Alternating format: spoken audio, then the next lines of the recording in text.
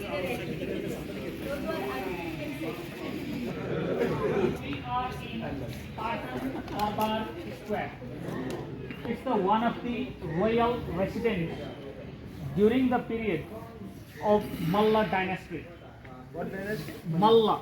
Allah. Malla dynasty built Patan Durbar Square in and 17th century.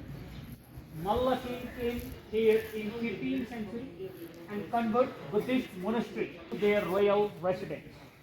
In a royal residence have four major courtyards. We are in the first courtyard known as Mul Chowk, or in English main courtyard. Main courtyard they use to celebrate the Dasai festival in month of October in India, famous as a Dasara. We sacrifice 5 different kind of animals: water buffalo, goat, dew-sick duck, sheep and chicken. Sacrifice those massive 108 animals for great goddess Durga. Even today, that carry on by local community. And this 108 massive sacrifice they organize in the day 9 of Durga Puja. And each night they worship for many different manifestations of Durga. So this is the one of the important celebration that they organize in the Mul Chowk still these days. The back in the days when they transferred their throne to their crown prince, sometime king alive or after king death, also organized here.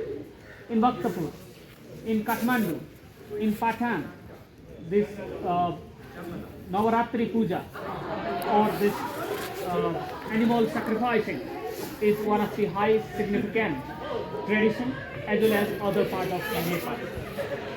So in Patan, here is a one celebration, celebrate for 1 month long with big chariot. This called Machindranath Jatra. We have Jatra festival. There's a different Jatra, Gai Jatra, Indra Jatra, Machindranath Jatra, and different that the chariot. Even many thousand people pull and push to the big chariot and take all over the city. So they end here in the Mul Chowk. In a Mul Chowk, in the right and left side, here is Ganga and Jamuna. Ganga standing on top of Makkar. Makkar, elephant, crocodile, and fish is a mythical animal, and Ganga is standing on top of this for wealth. Next one, Jamuna. In some perspective, they worship as a Saraswati, as a knowledge goddess. That give them wealth and the knowledge by Ganga and Jamuna. So in the middle, this the temple is in front for royal goddess. Royal goddess is a Taleju. This morning someone talking about the Kumari. The Kumari is embodiment of great goddess Taleju. Taleju is their clan protector or Malla dynasty goddess. Is a Taleju. It's a rooftop temple. Only the king allowed to get in. So this kingdom was collapsed in 1768 AD. On what temple is built? Nobody can get in. So we don't know what kind of statue, what kind of architecture there inside in the temple. So this is the architecture of Kathmandu called Newari architecture. Each windows are different, like a human. They have a net eye, net window. It can pass light from outside to inside. From inside they can observe their celebration, festivals to the Mul Chowk. So there is a roof support bracket. Each bracket there is different manifestations of goddess Durga. That roof support bracket connected with the beam. They have a wooden connection, and this clay joining bricks. It can work as their in winter. It's more warmer, and summer is a cooler. So they mix sugar cane juice, the beans, and other ingredients with the clay and white lime, and they make a strong connection between the bricks. And from different time earthquake, they renovate this wall, but this doors, pillars, windows remain same. It's not broke because it's a hard wood. It grew up in tropical place, this place called Chitwan and southern part of country. Chitwan and further south, it's a tropical place. This sal tree of the hard wood of the thick, so hard it has 1,000-year life expectancy. And for this expertise to make a carving, this Newari Sakya people have this expertise. Their knowledge transformed from hand to hand, mouth to mouth to their clan. Knowledge limited in a clan. So this is the Mulchok. Feel free to take a picture here in octagonal temple. Also that's Kaleju. And that in the middle is an Antaju, is a dynasty deity built by Srinivas Malla, and majorly that palace was built Siddhi Narasimha Malla, Srinivas Malla, and Yoga Narendra Malla. That major expansion and expansion during their period. Comes like a sugarcane juice.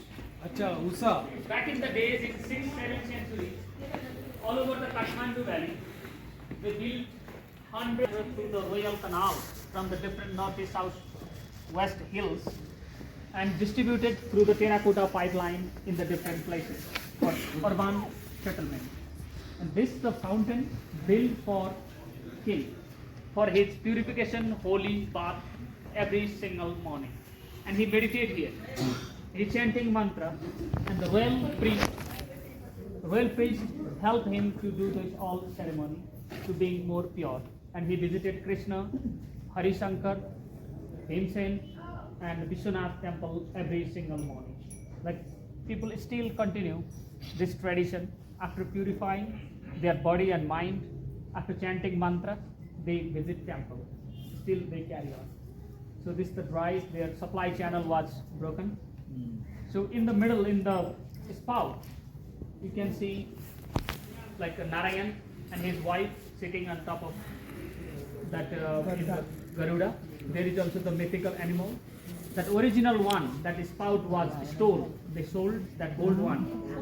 And we preserved this in a national museum. We found and we preserved in the national museum. This one is a replica. And here is a 72 deities, including that serpent, Nagas, that give them the divine powers, Nagas, create the fears and the protector both. So we frequently replicate Nagas in the different places, like in the doors, windows, water fountain, in the throne, and Vishnu sleep on top of the serpent. This is the commonly practiced in India subcontinent. You already know this. So this all the window especially is just so beautiful in the Sundari Chowk. In the door, all doors they are like a different human. They have a mix of Hindu and Buddhist. And here is 500 Shivalingam here. 500. So much intricate. So much intricate craftsmanship.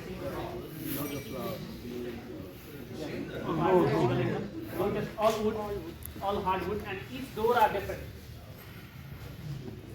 Each doors are different. Each pillars, each windows. It's so intricate. And we are not allowed to touch. We are not allowed to touch to the deities. This is the old thing. We are not allowed to touch. We only can take a picture. If that people come and touch, it goes broken in future. It's broke. So, Bihar. The word Bihar is in popular all over India, subcontinent countries. Like your province, one province, Bihar, common era.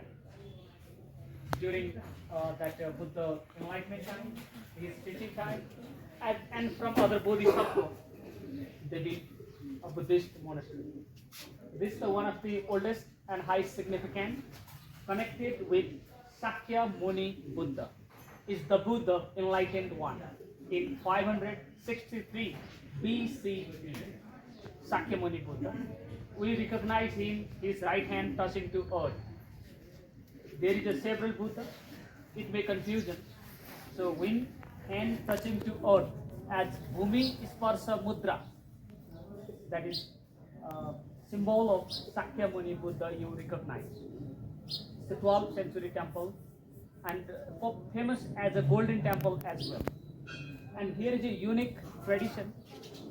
The man standing here, he is nominated for 1 month to serve as a priest for this temple. And we have a one younger priest as well.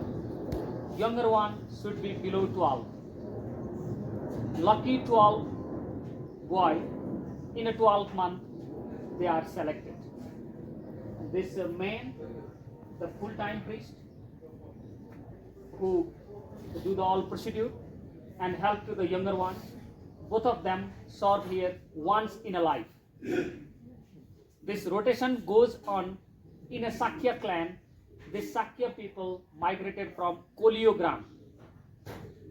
The Kolio is in Kapilavastu in Lumbini, where Siddhartha Gautam Buddha was born. They migrated from there and they brought this strong legacy here in the Patan, and still they carry on. This is the tradition of Vajra Yana. Yana is a way. There is 3 ways in Buddhism: Mahayana, Vajrayana, Hinayana or Theravada. In Vajrayana, this is a symbol. It's called Vajra. And for their priest, called Vajra Acharya. Vajra Acharya refers to master of thunderbolt. This is the thunderbolt. Also defined as a bolt that diamond path is never broke. From their teaching, they trained their psychophysical body. It's never broke. They have a clear destiny of enlightenment. So up there is a monastery. That's the monastery. From that small door, you can get in up there. In the monastery, there is, you see the lots of that retired people. It's a tradition. When they retire, physically, mentally weak, they disconnect with their spouse. Maintain relationship like brother and sister. Both of them came here and meditate and do the other ceremony and back home and every day chanting paramita, different paramita. And from this teaching, from this practice, they have a mental healing and they have a long life and they have a getting moksha or enlightenment. So this is a unique practice. Vajra Acharya learned from their clan master, not from that university, or it's different than Theravada, different than Mahayana, not from the monastery, from their clan guru. And it's not mandatory, have to practice monk life. He became a monk for a month. Om Vajrapani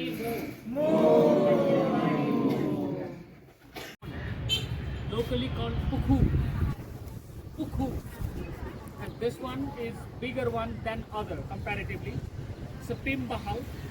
Back in the days in Kathmandu, it was a fertile, lots of that rice field or irrigation. You can use this water and this days they preserve this as ancient architecture and what civilization of Kathmandu.